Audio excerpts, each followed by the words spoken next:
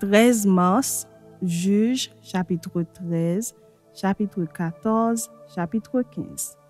Les enfants d'Israël firent encore ce qui déplaît à l'Éternel, et l'Éternel les livra entre les mains des Philistins pendant 40 ans. Il y avait un homme de Soréa, de la famille des Danites, et qui s'appelait Manoach. Sa femme était stérile et n'enfantait pas. Un ange de l'Éternel apparut à la femme et lui dit, « Voici, tu es stérile et tu n'as point d'enfant. Tu deviendras enceinte et tu enfanteras un fils.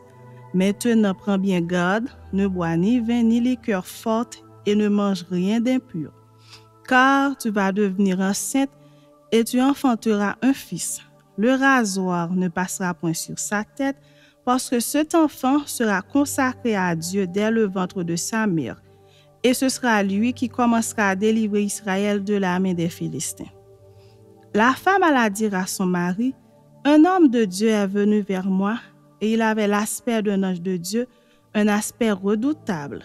Je ne lui ai pas demandé d'où il était, et il ne m'a pas fait connaître son nom. Mais il m'a dit, « Tu vas devenir enceinte, et tu enfanteras un fils. Et maintenant ne bois ni vin ni liqueur forte, et ne mange rien d'impur, parce que cet enfant sera consacré à Dieu dès le ventre de sa mère jusqu'au jour de sa mort. » Manoach fit cette prière à l'Éternel. « Ah Seigneur, que l'homme de Dieu que tu as envoyé vienne encore vers nous et qu'il nous enseigne ce que nous devons faire pour l'enfant qui naîtra. » Dieu exauça la prière de Manoach et l'ange de Dieu vint encore vers la femme. Elle était assise dans un champ et Manoach, son mari, n'était pas avec elle. Elle courut promptement donner cette nouvelle à son mari et lui dit, « Voici l'homme qui était venu l'autre jour vers moi m'est apparu. » Manoach se leva, suivit sa femme, alla vers l'homme et lui dit, « Est-ce toi qui as parlé à cette femme? » Il répondit, « C'est moi. » Manoach dit, « Maintenant, si ta parole s'accomplit, que faudra-t-il observer à l'égard de l'enfant et qu'y aura-t-il à faire? » L'ange de l'Éternel répondit à Manoach, « La femme s'abstiendra de tout ce que je lui ai dit. Elle ne goûtera d'aucun produit de la vie, elle ne boira ni vin ni liqueur forte, et elle ne mangera rien d'impur.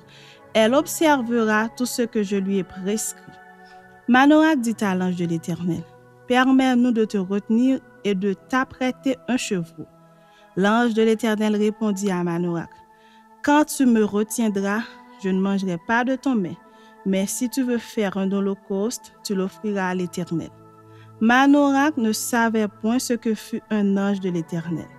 Et Manoach dit à l'ange de l'Éternel, « Quel est ton nom, afin que nous te rendions gloire quand ta parole s'accomplira. » L'ange de l'Éternel lui répondit, « Pourquoi demandes-tu mon nom?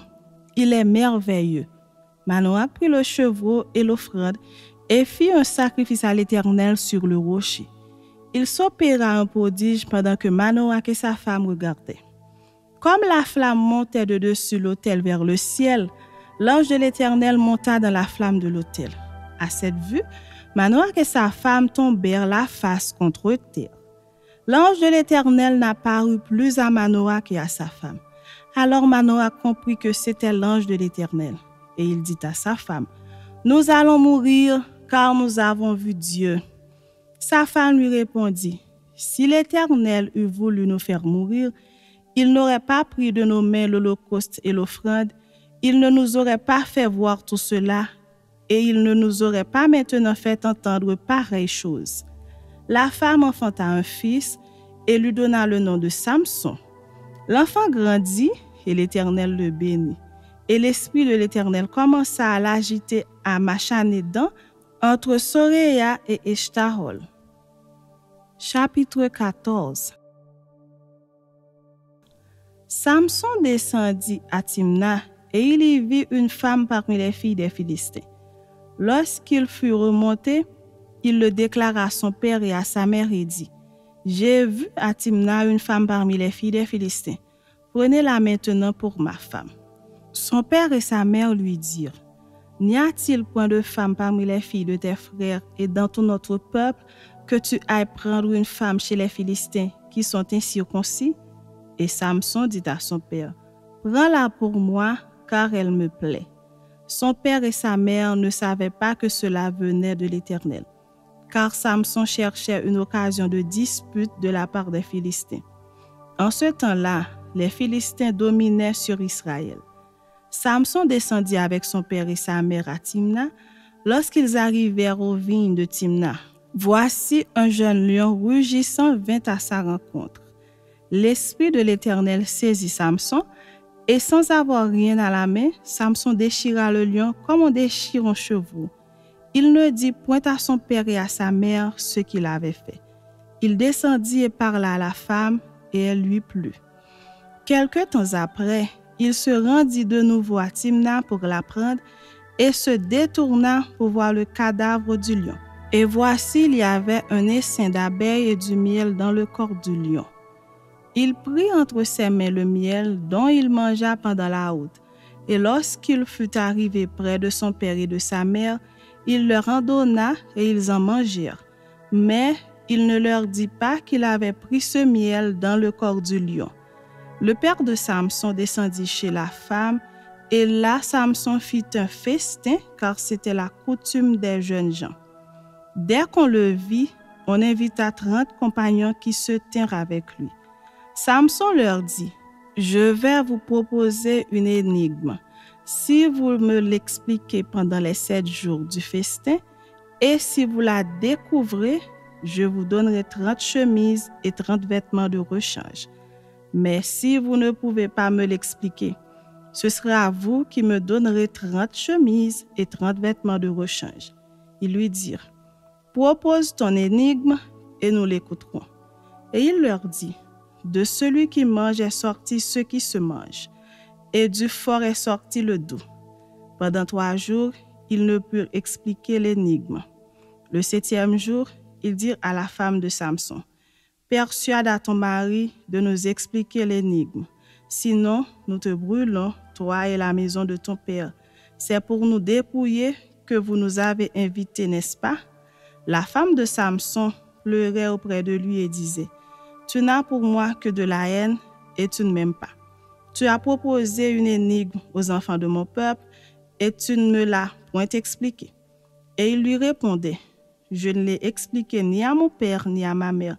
Est-ce à toi que je l'expliquerai? » Elle pleurait auprès de lui pendant les 7 jours que dura leur festin. Et le 7e jour, il la lui expliqua, car elle le tourmentait. Et elle donna l'explication de l'énigme aux enfants de son peuple. Les gens de la ville dirent à Samson le 7e jour avant le coucher du soleil, « Quoi de plus doux que le miel et quoi de plus fort que le lion? » Et il leur dit, « Si vous n'aviez pas labouré avec ma gémisse, vous n'auriez pas découvert mon énigme. » L'Esprit de l'Éternel le saisit, et il descendit à Ascalon. Il y tua 30 hommes, prit leurs dépouilles et donna les vêtements de rechange à ceux qui avaient expliqué l'énigme. Il était enflammé de colère et il monta à la maison de son père. Sa femme fut donnée à l'un de ses compagnons avec lequel il était lié. Chapitre 15. Quelque temps après, à l'époque de la moisson des blés, Samson alla voir sa femme et lui porta un chevreau. Il dit, « Je veux entrer vers ma femme dans sa chambre. » Mais le père de sa femme ne lui permit pas d'entrer. « J'ai pensé, dit-il, que tu avais pour elle de la haine, et je l'ai donnée à ton compagnon. Est-ce que sa jeune sœur n'est pas plus belle qu'elle? Prends-la donc à sa place. » Samson leur dit, « Cette fois, je ne serai pas coupable envers les Philistins si je leur fais du mal. » Samson s'en alla, il attrapa 300 renards et prit des flambeaux. Puis, il tourna queue contre queue et mit un flambeau entre 2 queues au milieu. Il alluma les flambeaux, lâcha les renards dans les blés des Philistins et embrasa les tas de gerbes, le blé sur pied et jusqu'aux plantations d'oliviers. Les Philistins dirent, « Qui a fait cela? » On répondit, « Samson le gendre du Timnien, parce que celui-ci lui a pris sa femme et l'a donnée à son compagnon. » Et les Philistins montèrent et ils la brûlèrent, elle et son père. Samson leur dit, « Est-ce ainsi que vous agissez? je ne cesserai qu'après m'être vengé de vous. Il les battit rudement, dos et ventre, puis il descendit et se retira dans la caverne du rocher d'Étam. Alors les Philistins se mirent en marche, campèrent en Juda et s'étendirent jusqu'à l'Échi. Les hommes de Juda dirent: Pourquoi êtes-vous montés contre nous? Ils répondirent: Nous sommes montés pour lier Samson afin de le traiter comme il nous a traités. Sur quoi 3000 hommes de Juda descendirent à la caverne du rocher d'Étam et dirent à Samson: Ne sais-tu pas que les Philistins dominent sur nous? Que nous as-tu donc fait? Il leur répondit: Je les ai traités comme ils m'ont traité. Ils lui dirent: Nous sommes descendus pour te lier afin de te livrer entre les mains des Philistins. Samson leur dit: Jurez-moi que vous ne me tuerez pas. Non, nous voulons seulement te lier et te livrer entre leurs mains, mais nous ne te ferons pas mourir. Et ils le lièrent avec 2 cordes neuves et le firent sortir du rocher. Lorsqu'il arriva à l'Échi, les Philistins poussèrent des cris à sa rencontre. Alors l'Esprit de l'Éternel le saisit. Les cordes qu'il avait au bras devinrent comme du lin brûlé par le feu, et ses liens tombèrent de ses mains. Il trouva une mâchoire d'âne fraîche, il étendit sa main pour la prendre, et il en tua 1000 hommes. Et Samson dit: Avec une mâchoire d'âne, 1 monceau, 2 monceaux, avec une mâchoire d'âne, j'ai tué 1000 hommes. Quand il eut achevé de parler, il jeta de sa main la mâchoire, et l'on appela ce lieu Ramath-Léchi. Pressé par la soif, il invoqua l'Éternel et dit: C'est toi qui as permis par la main de ton serviteur cette grande délivrance. Et maintenant, mourrai-je de soif et tomberai-je entre les mains des incirconcis? Dieu fendit la cavité du rocher qui est à l'Échi, et il en sortit de l'eau. Samson but, son esprit se ranima et il reprit vie. C'est de là qu'on a appelé cette source en Akori. Elle existe encore aujourd'hui à l'Échi. Samson fut juge en Israël au temps des Philistins pendant 20 ans.